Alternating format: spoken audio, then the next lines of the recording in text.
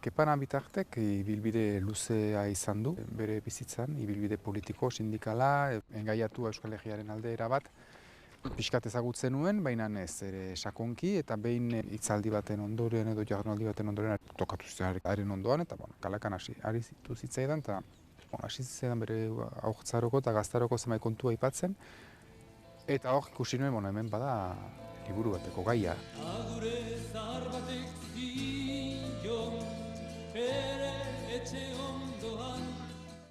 Ikusi nuen pertsona baten bitartez, bazela modua kontatzeko Euskal Herriaren azken mendeko historia politikoa. Eta orduan, ariketa polita iruditzen zitzaidan kontatzea norbaiten bizitzaren bitartez Euskal Herriaren historia hori. Kepa Ana Bitarte bizitza bat herriari eskainia liburua plazaratu du berriki Eneko Bidegain kazetari, irakasle eta idazle baionarrak Pamiela argitaletxearen eskutik. Kepa Ana Bitarte elako militantea zen, 50ko hamarkadan, 60ko hamarkadan, eta ela klandestinoko arduradun gisa Hego Euskal Herrian. Elaren zuzendaritza Ipar Euskal Herrian zegoen bitartean. Aldi berean, Kepak badu ideologia politiko bat, aski itzalean edo egon dena azken urtetan, ez dena hain ezaguna, eta aldi berean ezinbesteko iruditzen zait ezagutzea hainbat gauza ulertzeko. Hainbat gaur egun hainbat eztabaida edo egoera politiko ulertzeko importantea den ideologia politiko bada. Laburbilduz, askapen nazionalaren ideia ezin dela jarri askatasunaren giltza zapaltzailearen esku, Parisen edo Madrilen esku, eta hauek beti leporatu diote Eusko Alderdi Jeltzaleari Madrilen negoziatu nahi izatea kompetentziak, eman dezagun. Baina gauza bera leporatzen zioten etari, etaren taktika zen, presioa egitea gero Madrilekin negoziatzeko. Baina hor ere berriz ere jartzen zela Madrilen esku giltza. 50. hamarkadak gerra ezagutu ez zuen belaunaldi baten loratzea ekarri zuen, eta baita iraganeko buruzagiekin ikuspegi talka ere.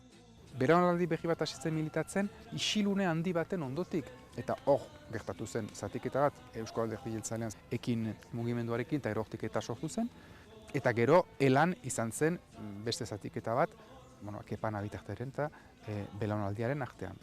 Jose Antonio Agirre ere elementu importante bat izan zen zatiketa hortan, irmoki eutxina izan zion, 37an izan zuten autonomia hori berreskuratzeari, eta hori ezen negoziagarri eta Espainiako Alderdi Sozialistak etengabe nahi zuen gibelerat joan. Balizko garai postfrankista batean nahi zuen presioa egin dena zerotik hasteko. Jose Antonio Agirrek erraten zuen, ez hiltzen Agirre 56 urtekin gazterik, 60an Kepa Parisen zegoenean ikasten, eta justu hil ondoan gauzak aldatu ziren Eusko Alderdi Jeltzalean eta Alderdi Sozialistarentzat egesagoa izan zen. Eusko Alderdi Jeltzalearekin zenbait gauza askatzea. Agirrek tinko mantentzen zuelako. Agirre elementu importante bat izan zen Kepa Ana Bitarteren bizian. Iraganean oinarritzen den bidaia bat, baina egungo politika eta bizitzan isla nabarmena duena. Nik liburua idatzi dudan momentu guztietan izan dut sentsazioa ari nintzela denbora guztian gaurko historioa idazten. Hoi hartzun urjun horiek gaurkoan dute isla. Alderdi sozialistarekiko menpekotasuna eta alderdi sozialistak euskararekiko eta Euskal Herriarekiko duen ikusmoldea ordukoak bezalakoak dira gaur egun ere. Eta hor ikusten da Euskal Herriaren zapalkuntza ez zela Frankorekin hasi, ez zen Frankorekin bukatu, ez zen Hego Euskal Herrian izan bakarrik, eta zapaltzailea ez zen Madril izan bakarrik, baizik eta Paris ere bai. Eta beraz, ez da ia deus aldatu. Eta orduko EGZ-ek, orduko analisi politikoek balio dutela oraingoa esplikatzeko. Kepa Ana Bitartek anitzetan erraten zuen, garai hartan ikusten zutela Euskal Herria hil zorian, ia hila, haiek gazte ziren denboran. Eta lortu zutela urte gutiko epean sekulakoa piztea. Eta orduan posible izan baldin bazen, gaur egun edo etorkizun hurbilean batean ere, posible izan litekela. Eta gero Kepa Ana Bitartek erraten zuen beste gauza bat zen ere, nik ez dut sekulan egan askatasuna nik ikusiko nuela. Benan, ondoko belaunaldikoek ikusiko dutelako esperantzarekin bizi da oraindik.